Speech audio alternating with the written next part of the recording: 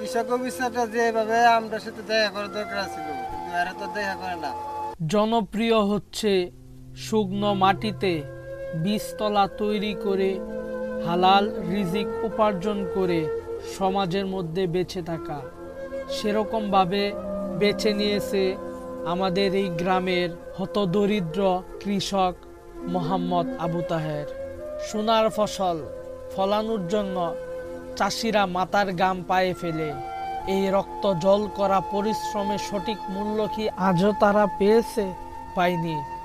সেরকম কষ্ট নিয়ে আজ আমাদের সামনে উপস্থাপন হয়েছে কৃষক মোহাম্মদ আবু তাহের।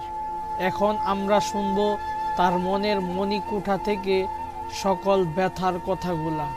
দোকান থেকে বীজ যেভাবে আনতেছি, যেভাবে হারা কয় বীজ দেওয়ার লাগে এইভাবে বীজ দেয়, কিন্তু বীজের তার ক্ষেত্রে গাছ করতেছে না। এই দেখেন যে ছোট ছোট গাছগুলা এখন একদিক দিয়ে বড় হইতেছে, একদিক বড় শুরু হইতেছে, কিন্তু বড় তার হইতেছে না এক সমান বড় হওয়ার কথা, কিন্তু আর গাছ করতেছে না। এখন কি যে করুম আর বুঝতে পাইতেছি না। কৃষক অফিসারটা যেভাবে আমরা সাথে দেখা করার দরকার ছিল, কিন্তু এরা তো দেখা করে না। আমাদের সাথে যদি এরা দেখা করতো তাহলে আমরা এর কাছ থেকে বুঝ পরামর্শ নিতাম, ক্ষেত্রে কিভাবে বীজ দেওয়া লাগে, কিভাবে সার দিয়ে লাগে, এটা আমরা বুঝতে পারতাম। কিন্তু এখন তো হেরা আমরা সাথে দেখা করতে পারতেছে না, আমরাও এর সাথে দেখা করতে পারতেছি না। আমরা সময় ওই সারাদিন খেতে খামারে থাকি, আমরা সময় পাই করতে।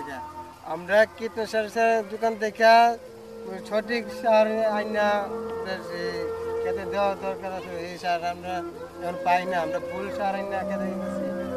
এটা তো কৃষি অফিসার যারা আছে এরা তো আমাদেরকে বলে দেওয়া দরকার ছিল যে কোনভাবে খেতে কী দেওয়া লাগে, বা কোন বড় হতে কী দেওয়া লাগে, বা খেত ভালো হতে কী দেওয়া লাগে। এটা তো আর আমরা সাথে পরামর্শ করার দরকার ছিল।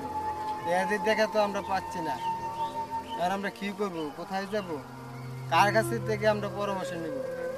প্রতিদিন আর বীজ দিতে আমি ইচ্ছা হয় না। যেভাবে বীজ দেই, যেভাবে তো আর কাজ হইতেছে না। প্রতিদিন আর কত বীজ দিয়াম, খেতে মেতে বীজ দিয়ে দিই তো শরীরে কাজ দিয়ে গেছে গা।